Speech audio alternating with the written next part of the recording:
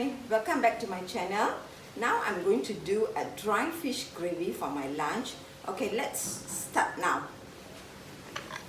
I have some nalane here, sesame oil already heated up, and I put in the fenugreek.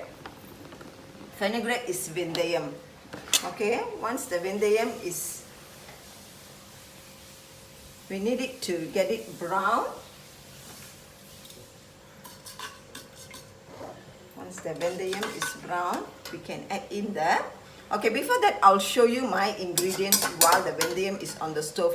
I have garlic here, about 2 tablespoons, 1.5 cut onion.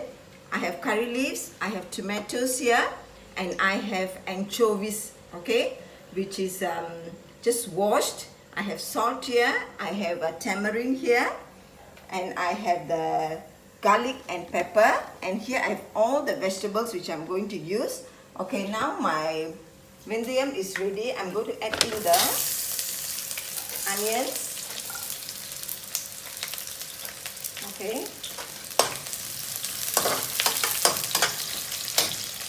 the onions and the anchovies can go together so that it can give you a very nice fragrance.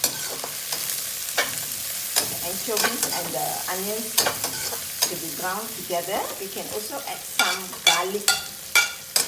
Okay, the rest later on we can add into the masala. Okay, while this is being browned, I have my vegetables here. I have tomatoes cut into 4. I have brinjals here. I have white radish also cut, and I have drumstick here, and I have potatoes, and I have tapioca, and I have raw bananas. Okay, all this is optional which you want to add, but most important, we need the brinjal for this dry fish gravy. Okay, and we have an mocha beans which is already soaked and cooked softly, and it's ready for the gravy.